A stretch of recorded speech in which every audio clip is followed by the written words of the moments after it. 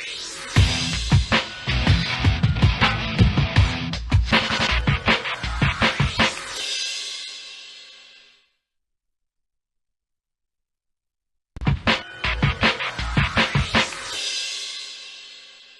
morning and welcome to Rapid Dawn. It's a beautiful Friday morning right here in the nation's capital. Great to be back right here this beautiful day. My name is Cynthia Agbo, and I hope that you had a beautiful night rest. And it's Friday. I'm definitely not alone. I have Ugo. How are you doing? Thank God it's Friday. Yeah. Why would you want to be alone on a Friday? So Anyhow, I will still we're be here alone. for all the action, all the Friday action. Okay, that's if there's any action. I mean, there's a lot happening. Like, Some people have refused to hear word on social media. Some people are apparently, I mean, they are trouble themselves. Honestly, you do not want to get into any sort of issue with them. If there's an issue that there's trending and it has to do with them, don't even put your mouth. Don't make any sort of contribution because they will just come for you no matter who you are. And I think we all know who I'm talking about. I don't know. Come on. You cannot be the only one in Jerusalem that does not know that Christ has risen from the dead. It's possible. Well, figuratively speaking, though. But then again, it's actually a mess out there. The whole back and forth, call outs, insults flying left, right, and center, screenshots. Let's see where it all ends. Where do you think it's going to end? Well, it could end. There are options. Okay. Lessons might be learnt. There might be some apologies, even though I don't see that happening. Okay. Yeah, but most importantly, lessons will be learnt. Hopefully. All right. Until the lessons are learned, let's move on to what is in front of us, and it's very, very important, which is your health. And on health this morning, we'll be talking about things we do that harm our health. You probably didn't know, but in this video, you'll get to know.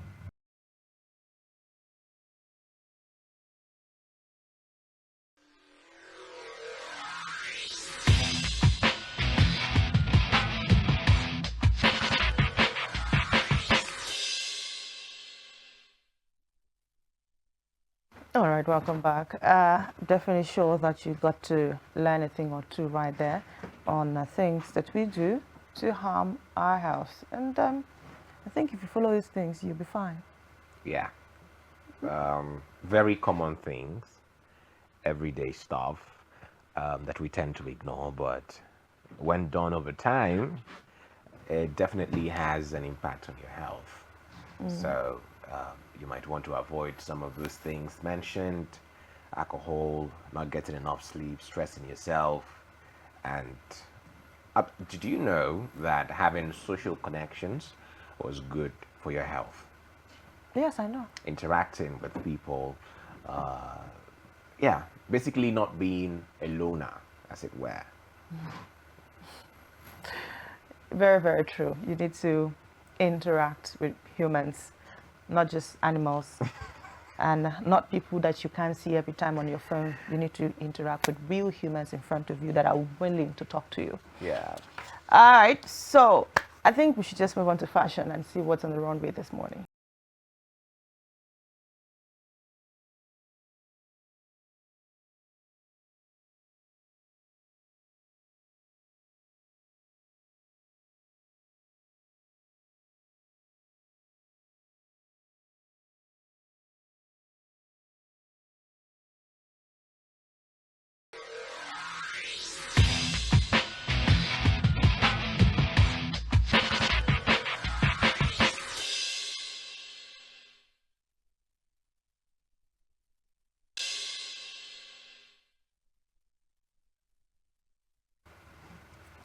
All right. I'm definitely sure you had fun watching that. Great runway right there, and great outfit. I think everything there is cool. everything there is nice. What do you think? I think so too. Most of them were giving bridal vibes, like someone was getting ready for a wedding or something. Speaking of weddings, these people in love and relationship are not going to allow us to rest. Since January, the singles have not had any fresh breath. No breathing space. It has just been contaminated. Contaminated with love, anyway. Oh Or my infected goodness. with love. From one person to the other, from one person to the other. Yeah. Not my doing, but some people say that for the first time, we have finally gotten what I ordered versus what I got when it comes to a wedding ceremony. So what people expected that a Davido's wedding would look like was what a Sharon Oja's wedding ended up looking like. So now somebody made a post and said Davido should go and collect part of the money he paid the decor person.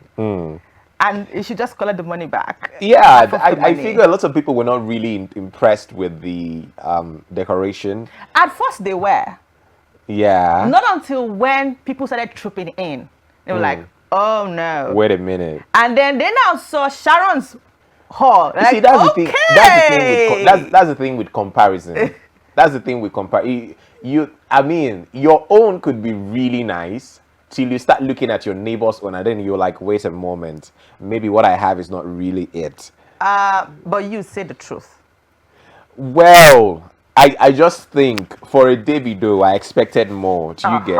So I just feel like it was just for someone of his caliber, there was something we were expecting. Something that would literally keep everyone talking for days to come. Do you get? Apart from the fact that, okay, these two people who've been through a lot in their relationship are finally getting married. Apart from talking about the guest and the fact that it was commonly, if you're invited, kind of party, and all of the celebrities who are now making a fuss. That was the only thing that got people, but the hall didn't get people. But I think nothing. that for an occasion like that, we deserve to talk about everything. We should talk about the performances. Okay, well, one thing that got a lot of attention was Chike's outfit. Oh my God.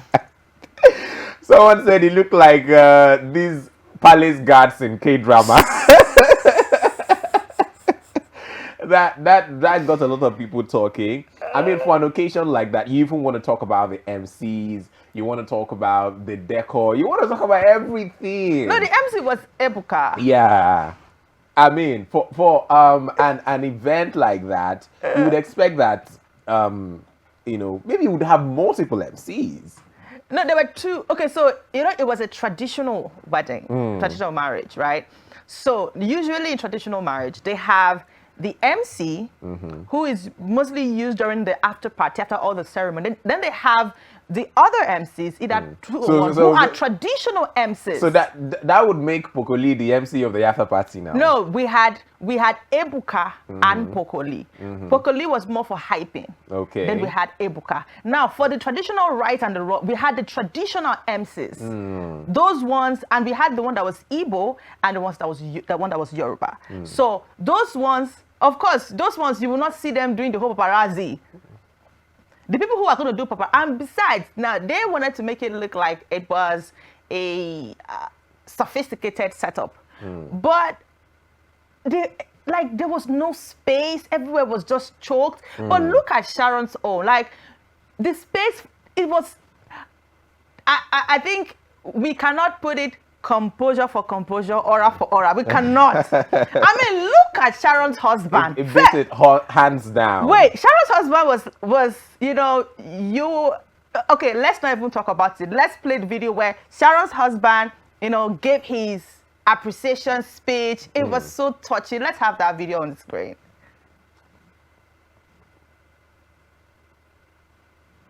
Amazing women and did a phenomenal job raising them. So to them, I'm grateful and I'm honored that you gave me an opportunity to be a part of your family. And I gained incredible sisters and I gained an amazing wife, and I think my life is complete. Wife, and I think my life is complete.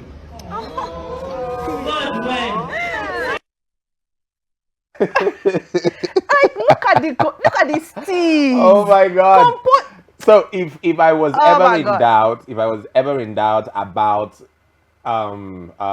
Cynthia's spec, I think I have gotten some form of clarity, because I've never seen her excited about a groom. No, I like a this composed one. man. Everyone knows You I know? like not even like, I love a composed man. A man who is yeah. No, not my Say spec. what is yeah. Or cho. It's not my spec. No. I like them composed. But you know, there are some people who are really, what's it called now? Feel good kind of people. They're very party like. They're always up, you know, in their energy and stuff like that. And there are women who appreciate that. Let me tell you something. You see this man you're seeing, you see men like this, when you meet them in their fun time, you'll be like, whoa, is this him? These are information privy to him and his woman, not yeah. What is that? Oh but I mean, I'm really glad for Sharon. And, you know, it's one of those weddings where this man she's marrying now. I mean, up until yesterday, nobody knew who he was. Yeah, she didn't post his picture. She didn't post at the back. No, she didn't show his face. Nobody knew. I mean, maybe her No, close but her friends. Her friends knew him. Maybe her inner circle would know all the details. But you know how it is that for most industry marriages, whether it's the two people who are in the industry marrying, or, I mean, take Vicky James, for instance. You know, yes, the guy is unknown, as it were, but she does everything to make sure that she puts him in our face. Okay, so for that, what I would say is this: there are men that you meet, right? They are successful. They have no business with social media. Their success don't come from social media. They don't need your popularity on social media. Your likes, your comments, or whatever that is. And so those kind of men, they are not hungry for you to see them. They are okay. Yes, their women are in the social space. They are actors. They are popular. But that is where the maturity comes in. My love, you are the one in public. Continue. It's just like I was talking about Ngozi's husband the other day. She's the one out there. She's the one going for the big meetings. The husband is also doing successfully well, but you don't see him yeah everywhere.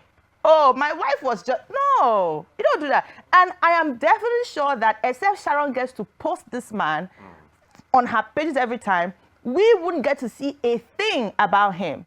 These are composed men. That's the thing about social media.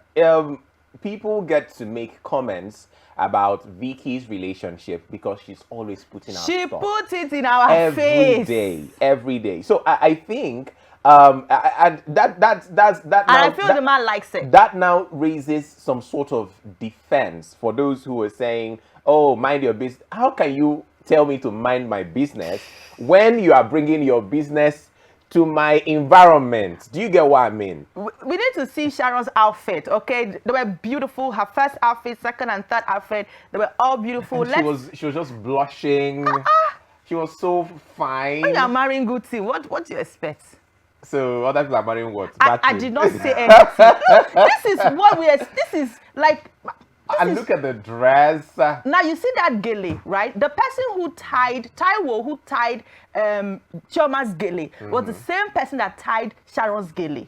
See the touch. I see the material now. Everything is giving. Now this is the second outfit, the Doma outfit.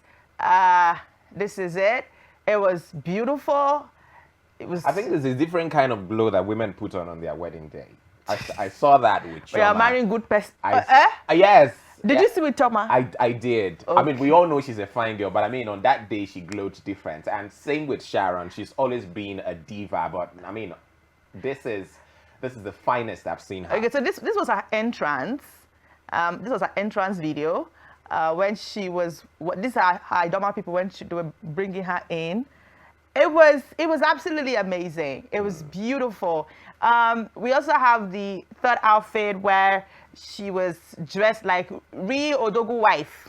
Amazing. You know what they always say? I heard this thing a long time ago. Someone said, if if as a woman you're not beautiful on your wedding day, that means you're not beautiful at all.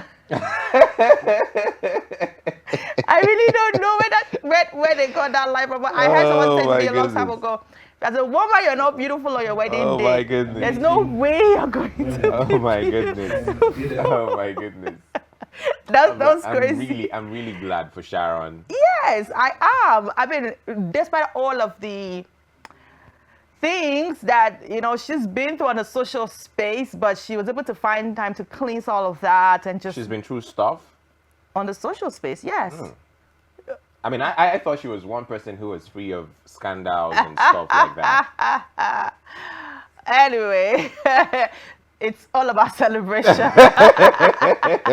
So yeah, I'm so happy for her. So happy that she was able to get through over the terrible breakup. She was able to, find love.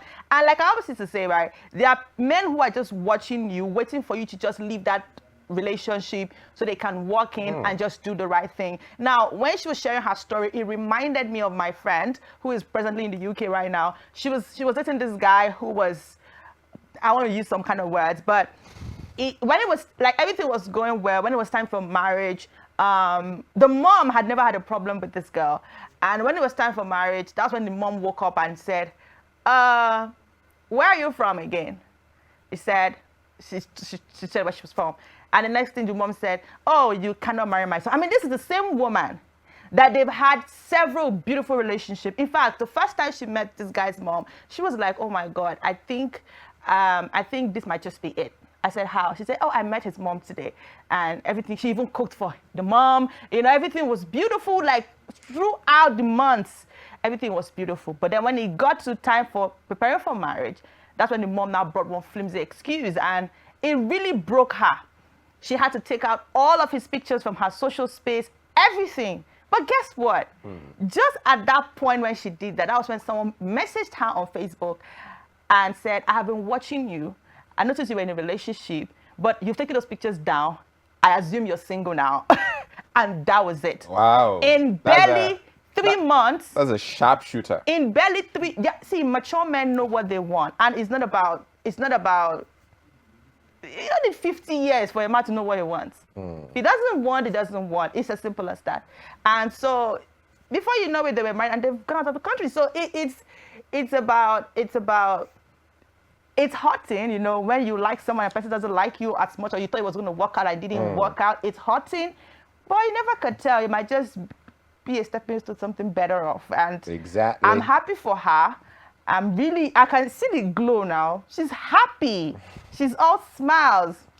Anyway, let's discuss sport. Let's leave people that are in love. Yeah. Well, speaking of sports, did you see the game yesterday between, well, this time not between, I mean, father and son in the same team? I mean, I think it was beautiful to see. No, what is beautiful now about it? I mean, how old is LeBron? How old is what's it called now? Bronny, 39-year-old man and his 19-year-old son. Almost half his age. I mean, how proud would you be as a father to have your own son playing alongside you, and at the very highest level? Very good.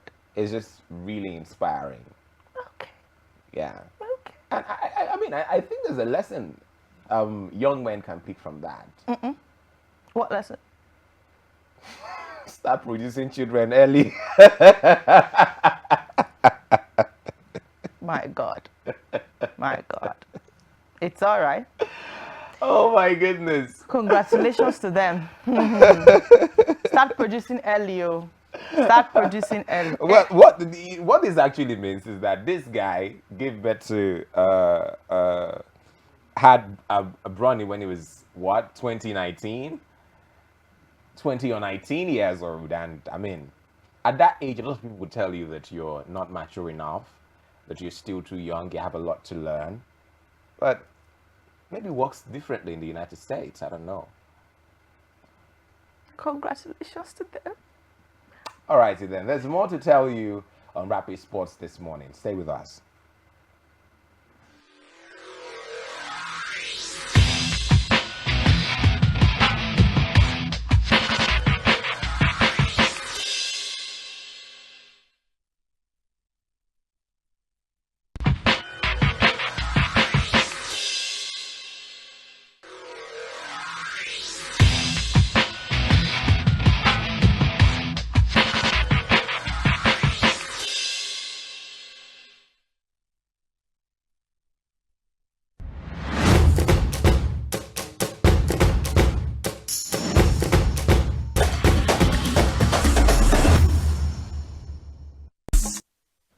right, good morning. Thank you for joining us. It's the fun and frenetic edition of the sports show right here on Rapid TV on the Breakfast Show. Guchuku Madumere is my name, and it's that time of the week. It's the weekend where there's lots of sporting activities and, well, a lot to actually get your attention pinned down. The Euros is still on, Copa America is still on, and of course, the Wimbledon will be starting on the 1st of July.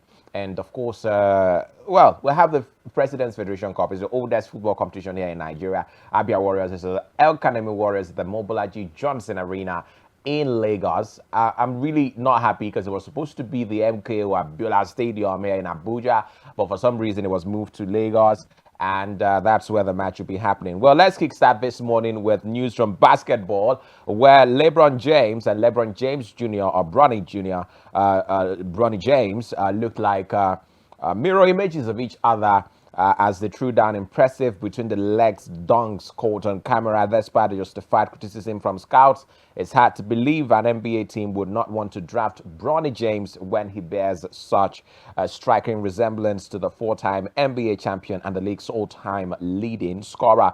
The Los Angeles star has long stated his desire to play at least one season with his eldest son in the NBA. His dad made sure that they played together one more time as a father and son before the pressures of the professional game really set in. And LeBron posted several pictures and videos from the gym of Chris Brickley, a former basketball trainer known to work with Kevin Durant, Jimmy Butler, and Joe Reese, and many others. And an emotional message there from LeBron to Bronny and Bryce, and they're all out there on social media. Well, let's go to athletics now, where double Olympic sprint champion Ellen Thompson-Herah was withdrawn from the Jamaican trials due to an Achilles injury. With this injury, he will not defend. She will not defend, I beg your pardon, her 100 meters and 200 meters titles at the Paris Games in August. The Jamaican, who will celebrate her 32nd birthday today, is one of the greatest sprinters of all time and was the first woman to win back-to-back Olympic sprint double in Tokyo in 2022. Thompson-Herah last competed in the 200 meters in April 2023 and sustained the injury during the 100 meters at the New York Grand Prix earlier this month as she finished in 11.48 seconds. And it's really sad that we're not going to be seeing her there. Thompson-Herah was also dodged by an Achilles injury after her astonishing sprint double at the 2016 Rio Olympics, and she missed out on medals at the 2017 and 2019 World Championships. The three-times Diamond League winner stomped back for the second double at the second games in Tokyo, also claiming a relay gold to take her tally to 5. And Thompson-Herah had already decided not to defend her 200 meters title, having missed the deadline to compete at the Jamaican Athletics Championships from June 27 to June 30. The athletics competition at the Paris Olympics take place from August 1st to August 11 at the Stade de France. Now, exciting news from the Nigeria Premier Football League. Remember, we did announce yesterday that August 31 is the date for the resumption of the 2024-2025 season, which I think is a great development, especially since, I mean, we have some of those leagues that Nigerians love to follow, the EPL, the Spanish La Liga, the Bundesliga in Germany and all of that. I mean, most of them are starting in August, and I think it will also be nice for our league, you know, to be at par with what is obtainable out there in the world. Now, there's also another development because the chairman of the MPFL, Wenga Elebuleye, has said referees in the MPFL will begin to use gadgets to aid their officiating next season as part of efforts by the league board to improve the MPFL. The 2023-2024 season ended on Sunday with Enugu Rangers winning their 8th title with a 5-point gap.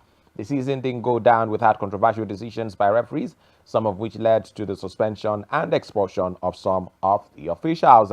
Having announced August 31st for the resumption, Elebuleye said the MPFL board was poised to improve the quality of officiating in the Nigerian top flight. And most people are saying, well, this is actually coming straight from Elebuleye himself, that there is no perfect league anywhere in the world. But then again, we expect some form of improvement, and that is why he said they're going to be bringing in the gadgets. And I think the MPFL should also be looking in the direction of using the video assistant referee for some of the games, if not all of them, in fact. Well, yesterday brought you the news regarding Manchester United's interest in Ademola Lookman. Well, update right now is that Chelsea are also interested in signing Ademola Lookman and are prepared to offer close to 60 million.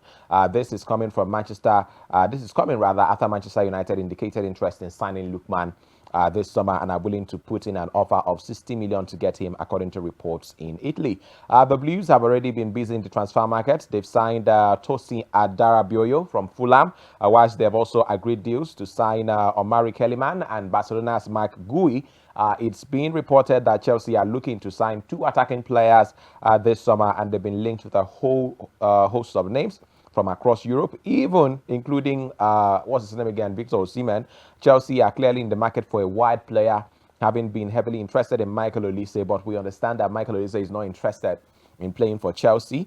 However, Italian outlet Casio Mercato have reported that Chelsea are interested in Atlanta winger Lookman, who the club did announce yesterday was their player of the season, and they are prepared to offer close to 60 million for the Nigerian. Remember, he's had stints in the Premier League with Fulham, with Leicester City, and with Everton, and that was before he went to Atlanta, where his career really sprung back to life.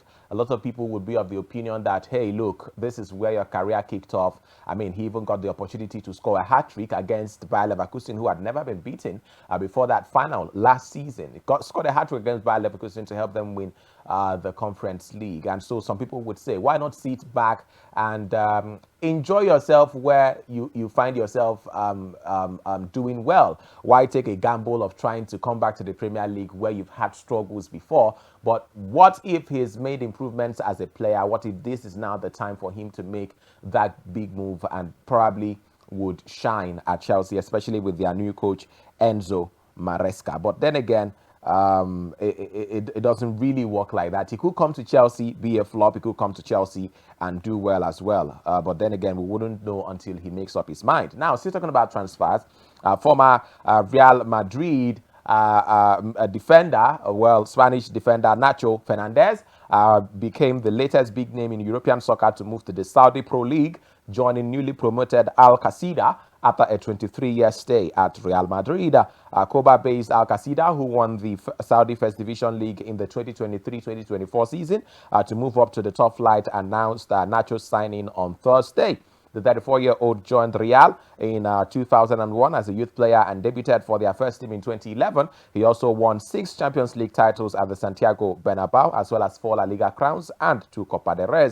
He will join his club after his new club now, after the Spain's Euro 2024 campaign. And there are a couple of stories that are making the rounds in mainland Europe with regards to transfers. Paris Saint-Germain are considering making a move for Manchester United forward Marcus Rashford, and could step up their pursuit if they receive encouragement that a 26-year-old England international is open to joining them. Manchester City failed a late move to hijack 22-year-old forward Michael Olise's move to Bayern Munich from Crystal Palace. Chelsea wants Nottingham Forest 21-year-old Brazilian defender Murilo, who the City ground side value at £70 million and could offer English centre-back Trevor Chalobah as part of the deal. Chelsea have contacted Leicester City about signing 25-year-old English midfielder Kieran Dewsbury-Hall, who is understood to only want to move to the Blues if he leaves the Foxes. Brighton had agreed a swap deal with Leicester City for Dewsbury-Hall, which involved Poland midfielder Jakub Moder and a fee for the Foxes prior to Chelsea showing an interest. We understand that Brentford are also interested in Dewsbury-Hall. Chelsea have also joined Tottenham in the race to sign English midfielder Archie Gray. Manchester United English forward Mason Greenwood is thought to prefer a move to Marseille over his other options, with the 22-year-old having been linked with Juventus, Lazio, Napoli, Valencia, and Benfica. All right, let's now go to the Euros, where the round of 16 games are about to kick off. Our Euro 2016 hosts, Germany, coming to Saturday's last 16 clash with Denmark in Dortmund hoping to have learned from Sunday's 1-1 draw with Switzerland, their final group stage match. And after almost a decade of struggles at major tournaments, Germany were riding high after dominant wins over Scotland and Hungary to start the Euros. Germany, however, came crashing down to earth against Switzerland and were on course for defeat before Niklas Füllkrug's stoppage time goal to earn a 1-1 draw right there and finish first in their group. And so now they have to play against Denmark. Denmark's triumph after failing to qualify and then being admitted following the pre-tournament exclusion of Yugoslavia became a fairy tale. But Germany still laments taking the Danes lightly. And Germany won just 3 of 11 games in 2003, but are yet to lose in 2023, I beg your pardon, but are yet to lose in 2024, winning 5 times and drawing twice. Thanks to at least in parts to Nagelsmann picking the same starting 11. So let's see if he will also be picking the same 11 when they square off against Denmark. And elsewhere, Italy are up against Switzerland. And, champions, they are defending champions. They take on Switzerland in the Euro 2016, last 16, after making it through the group stage by the skin of the teeth.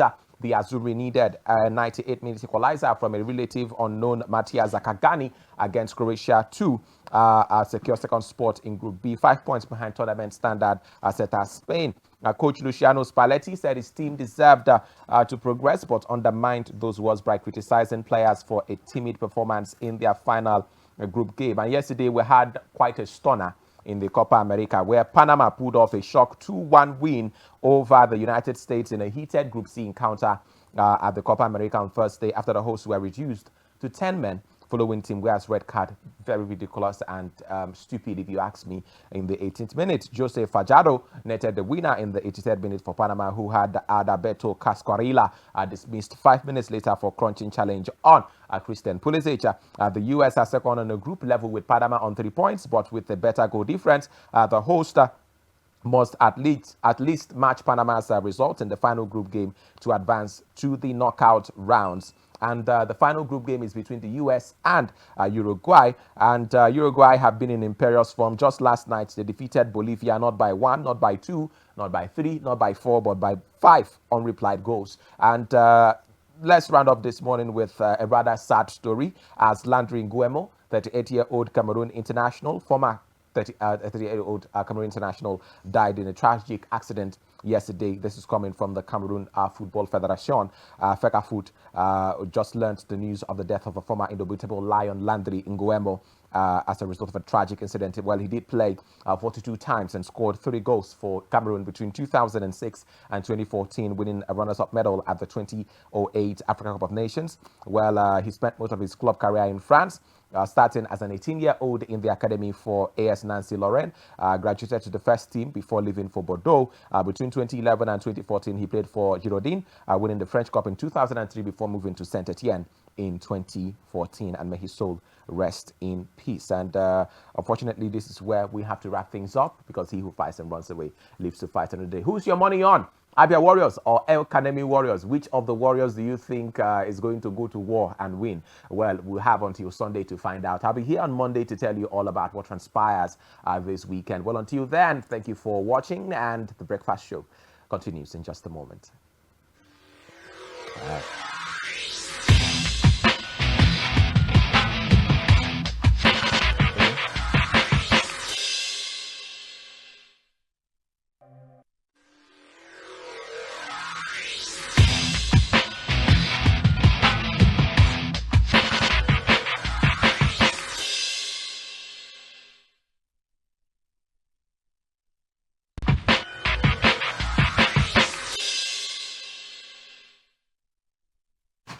All right, welcome back. It's still Rapid Dawn right here, channel 176 on Star Times. It's a Friday. Hope you've been enjoying that great performances by Westlife, bringing back old memories. It's a Friday, so definitely it's a fun Friday. And so we are going to be having a conversation very briefly this time. We're going to be talking about, like, of course, we mentioned earlier this month that June is Mental Health Awareness Month for men. So this morning we're going to be having a conversation. But before that, let's look at some of the statistics when it comes to mental health for men. Let's have that on the screen very briefly. So we have men are 4 times more likely to commit suicide, making up nearly 80% of all suicides. Let's go next. 40% of men have never spoken to anyone about their mental health. And 1 in 10 men experience depression or anxiety. Less than half receive treatment.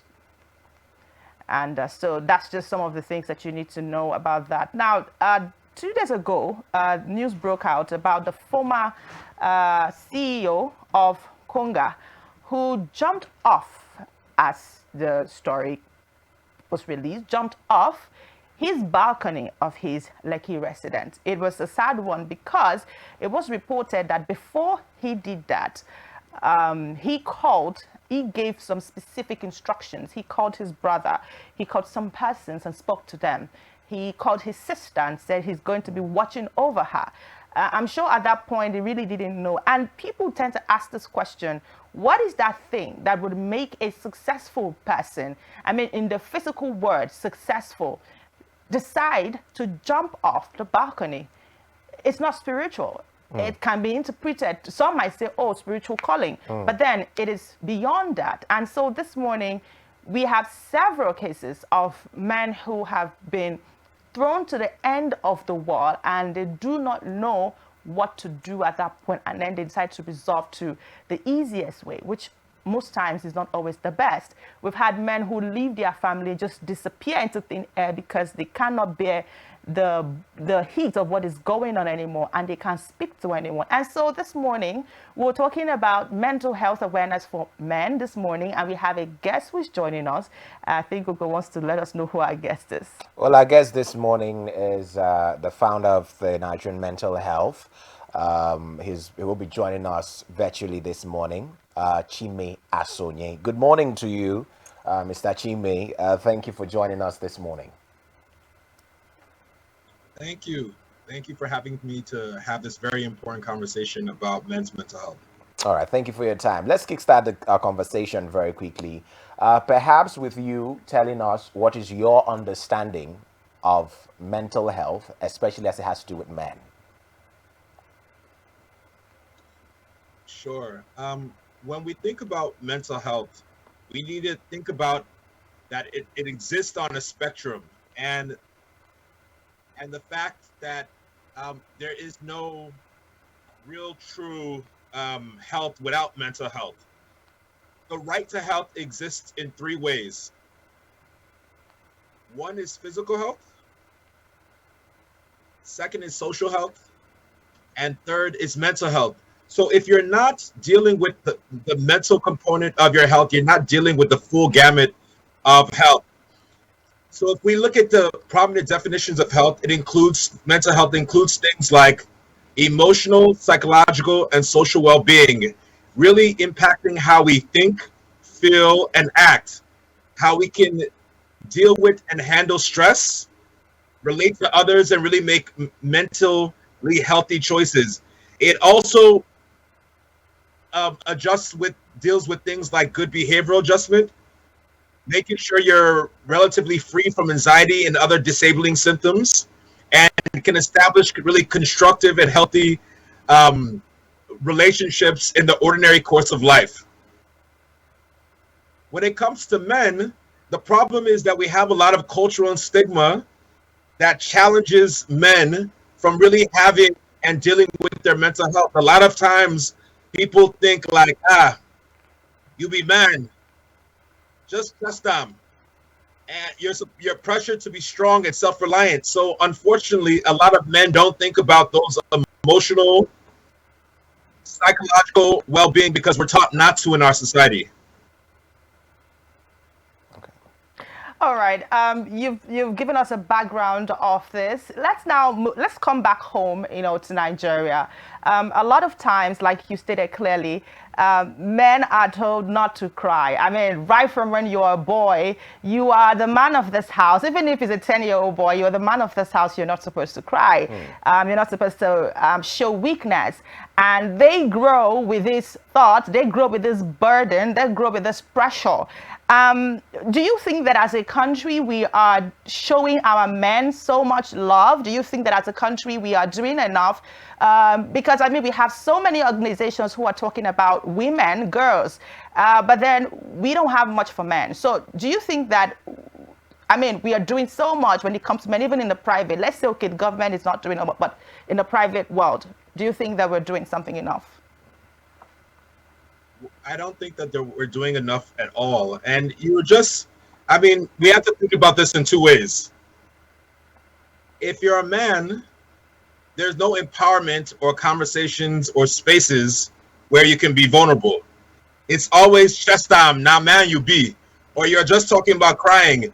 People will tell you, you be man. How you they cry like that? You be woman. There's no opportunity for individual men to have these kind of conversations. And unfortunately, you mentioned what was going on when it comes to suicide. The face of suicide internationally is an African man. The highest suicide rates in the world, according to the World Health Organization, is African men. We have 18 deaths per 100,000. This is way over the global average of 12 per 100,000. And if we come to our own Nigeria, we're really having a huge challenge when it comes to suicide as well, especially when it comes to men. We have Nigeria's ranked 15th globally when it comes to suicide rates, and we have a very high suicide estimates as it relates to the global average. So we need to confront this issue head on.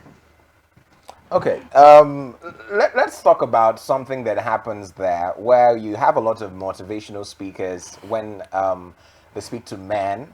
The conversation is always about push yourself, go the extra mile, stretch your abilities and all of that. And even the society has a way of making men to know that they just have to be up and doing at every point in time.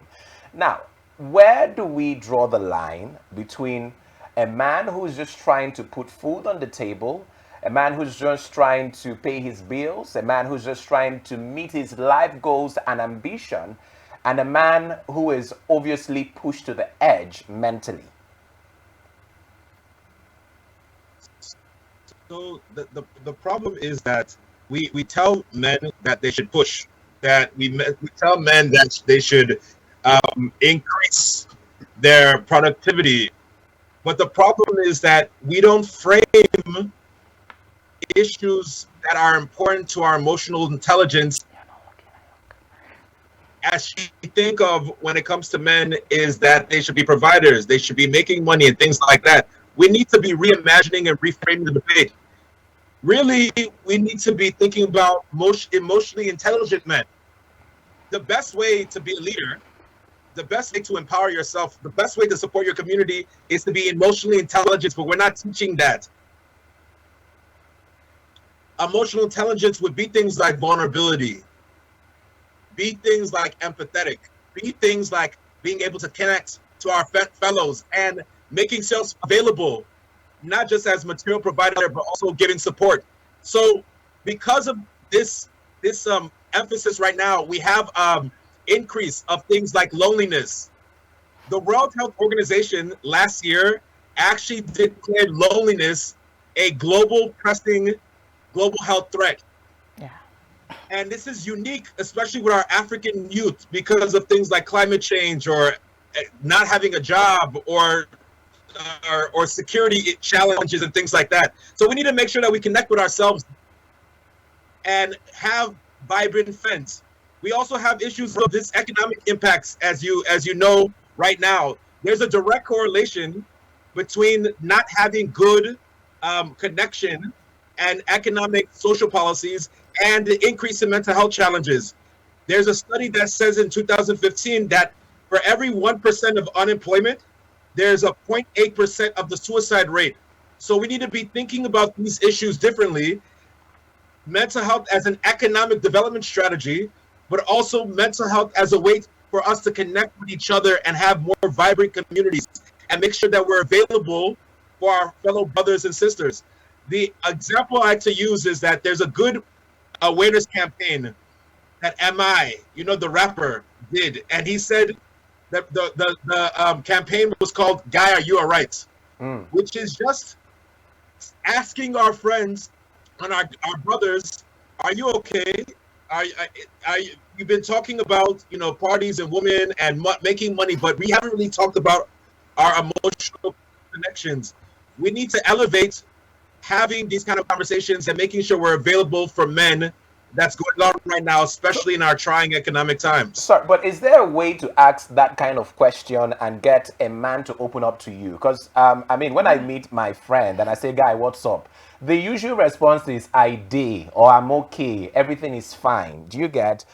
They paint a picture that everything is all right. So is there perhaps a way to ask that kind of question that now tells the person that you're really interested to know what's going on with them? I think that there's a couple things to do. The first thing is that I would always say you should be vulnerable. I think that people are more willing to open up when you are willing to set the platform, the stage, and give them the space to do so. So if you tell some personal experiences about emotional challenges or psychological challenges, I think that creates the space for the men to talk. So oftentimes when I'm having conversations with men, I'll start with a story of a time I was depressed or down or sad, and it allows them to feel like it's okay to share. So I would say the first thing you should do is be vulnerable. The second thing you should say is that you should make sure that you set the context of the stage. If you tell a man that we often do talk about investments or making money or women or partying or drinking, but I really want to know how you're doing, I think that men will know that you want to go a little bit deeper, and they'll be willing to have that conversation with you if you tell them why. And then thirdly, I think that when you're having these kind of conversations, it's important not to be judgmental. It's important to actively listen. It's important to not interrupt the person and let them tell their story and not to prejudge their story. Just be observant. Don't label what you see them doing. Just tell them that you care personally about what you've seen, what you observed in their actions, and you want to understand what exactly is going through their mindset to cause what you're seeing. Are you there, Jimmy? Yes, I'm here. Okay. All right. So as we get set to wrap up, I wanted to ask something. You did talk about loneliness. You did talk about speaking up. You did talk about a couple of things. Where is the place of the women in all of this? And I would ask that because I've spoken to a couple of men, and one of the things they say is that they cannot talk to their women. And sometimes these women are not just their women. These women are wives, girlfriends, this women are, but then they find it difficult to confide, to tell these women what is going on. And it's so bad because, on several occasions, I've spoken to some men and they'll tell you that if there was a man who was going through a major surgery and the wife in his house wasn't aware that he was having a major surgery the next week. So I started wondering who goes to the appointment with you. It's that bad. I had men tell me stories about how they almost committed suicide. Meanwhile, their family was in the living room watching TV, but they didn't know what was going on with the man in the bedroom. So where is the place of the women in all of this? Well, there's two things I would say here. The first thing is that we need to be very innovative in how we think about mental health issues. One of the things is that we only attach certain types of mental health problems with women. Let me give you an example of this. We think about postpartum depression or postnatal depression with women, and it's commonly associated with new mothers. But there's new research that said that postpartum depression and postnatal depression can actually affect fathers. Yes. It's estimated that 10% of new fathers suffer from natal depression. And you see, according to the National Childbirth Trust, 25% of fathers experience mild depressive episodes, and between 10 to 12% diagnosed with depression within the first year of fatherhood. So the first thing I would say is that we have to have more innovative understandings that the same types of mental health challenges that impact women can also impact men when it comes to child rearing or when it comes to things that are specifically associated with women. So we have to reimagine what it means when it comes to mental health with men and women. The second thing is that because this is a societal issue, when it comes to cultural challenges, we need the woman to make space, to think about differently when it comes to leadership, to ask those hard penetrating questions so we can really connect ourselves and make sure that we have outlets to talk to. So that's what I'm saying. It's not just for the men to have these conversations amongst the men. We need the women there to also have these important conversations with us. It is a societal wide issue. And only if we tackle both genders will we be able to advance ourselves. All right. Now, there are lots of men who are in bad places mentally. Now, we'll talk about how to deal with that when you find yourself, it's bad, there's a mental health problem. But is there perhaps a way to prevent getting to that point? I mean, can mental health problems be prevented? What are some of the things you might need to put in place as a man so you don't get to that point where it becomes dangerous for you and other people? Sure. I'm going to mention some personal things that I think you can do as a man, and then I'm going to mention some things we need to do as a society. Okay. So for men, I would encourage you. We know that loneliness is an issue, so you need to connect. So I would say things like joining a club based on your interests or goals, and it not just be about partying or about work, but also having connections outside of work in that third space. You need to be able to make sure that because there's depression and anxiety, we need to set realistic goals. Right now, we're aspirational. Everyone wants to blow. Everybody wants to be like Hush Puppy. We need to set realistic goals. Hush Puppy is in prison. I'm not sure a lot of people still want to be like him. Yes, I know, but you know what? Some of them, before he was in Dubai now, and everybody was posting his picture. So we have to be realistic about some of these things. We need to celebrate our small successes. Our men and women need to celebrate our small successes. We need to develop hobbies. We need to practice mindfulness. We can't be so stuck in the future or the past. We need to be thinking about the present, and mindful practices where we're very attentive to our bodies helps us embrace the present and what we're going through. We need to practice things like gratitude, keeping us in a hopeful mood, hopeful about the future, and we need to sleep. Sometimes we're just so busy getting up early, hustling, and doing things, we don't sleep. And the truth is that certain biological things can impact this. So if you're overweight or you do a lot of substances, it might impact your sleeping ability. So I would really encourage things like exercise for our men. But on a more societal issue level, I would say that we need to implement some of the national policies that are going on.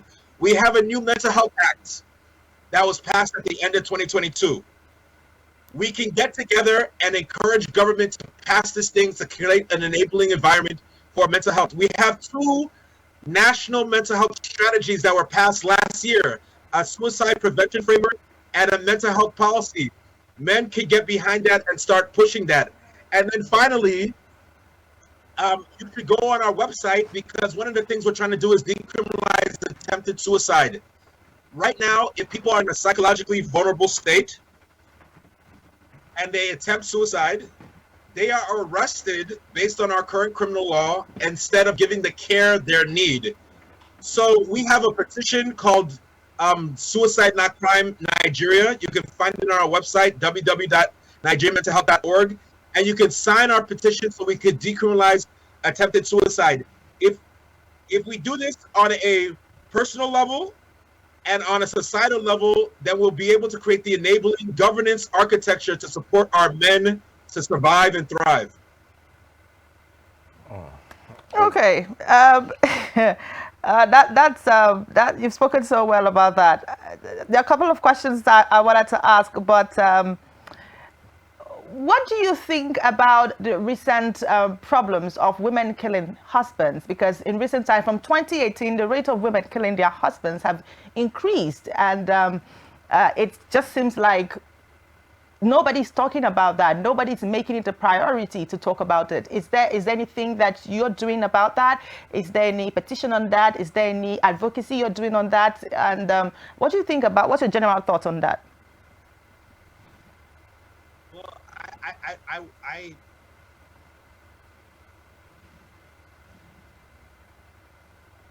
Hello, Mr. Chima, are you still there? and mortality sometimes. Yes, can you hear me? Yeah, we Yes. can hear you now. Continue, please. Okay, what I was saying is that I think the focus of this conversation shouldn't be on homicide, so men or women killing each other. I think it should be about people taking their own lives.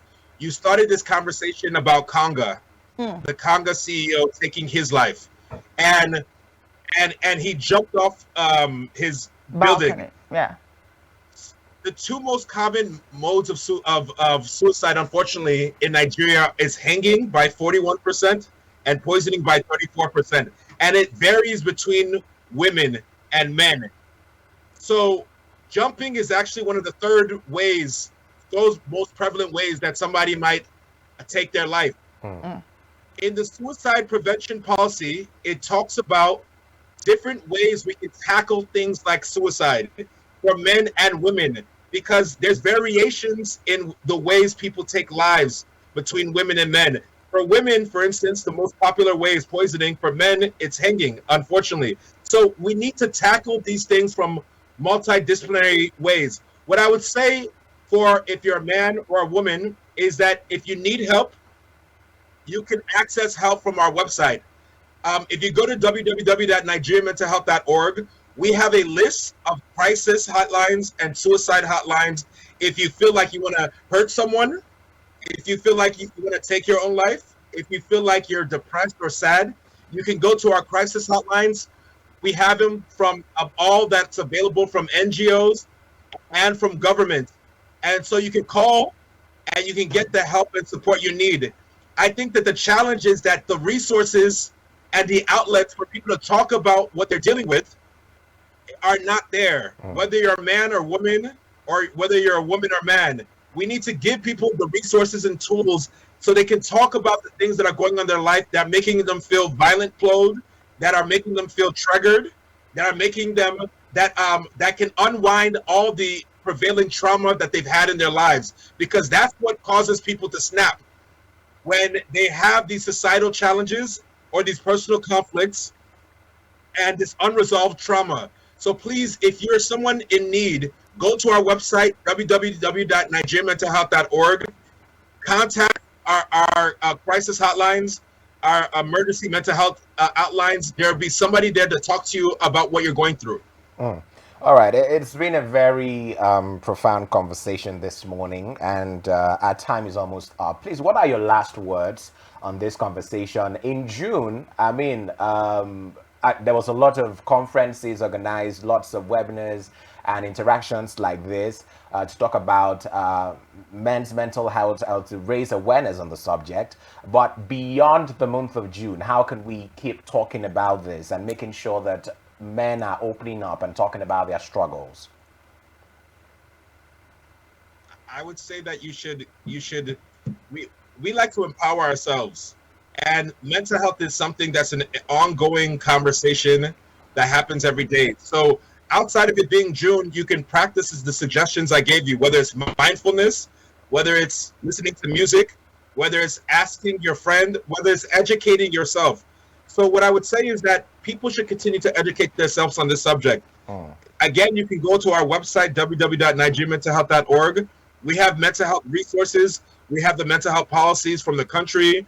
We have different information focused on mental health when it comes to suicide, mental health when it comes to things like innovative new things like elections. We need to continue to empower and educate ourselves. And there's also other months that are focused on mental health coming up. September is Suicide Awareness Month. October is World Mental Health Month. And so there's going to be a lot of opportunities to have these conversations.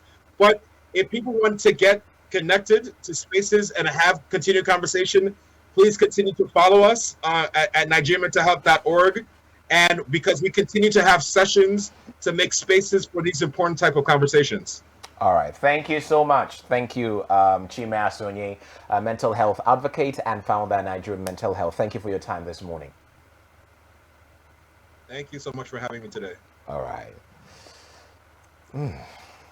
Great conversation. Yeah, absolutely. Great conversation. What? I mean, some of the points that he raised there about things that men could do, to help them not get to that tipping point. Yeah, I think I'm going to explore one this weekend. Okay. You want to guess which one it is? Any plan of yours that I'm not inside, I don't want to guess. And I'm sure that plan of yours, I'm not in it. So no problem. I don't want to guess. Oh my goodness. We've had such an amazing ride on the show today and the entirety of the week.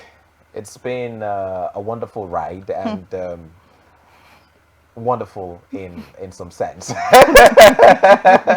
Well, I want to thank you so much for being there from Monday to today and for following us. Remember, the conversation that we just had and all of the conversation that we had throughout the week you can find on our YouTube channel at official Rappi TV. But make sure you push the bell button first so you can get notified on all of the content that we're putting out there. And make sure you follow us on our social media platforms on Facebook and Instagram as well. Remember to follow your favorite people, myself and Cynthia. We're back again next week. We're hoping that you don't miss us too much because we're definitely going to miss you. Yes. Cynthia Agbo is my name. I would always say be good to yourself. Enjoy the good things of life if you have the opportunity because life is for the living. Live, love, be happy. You only do this once and eat your savings if possible. It's a Friday. It's a good time for you to turn up and listen. That's going to give you mental health problems. No, it won't. First of all, it's going to give you financial problems, and then later you deal with it mentally. No, there are two things that happen. You either implode or you explode. So, which is better? Explode. I wouldn't give you that kind of advice, but Ugochukwu Mademere is my name. Adios.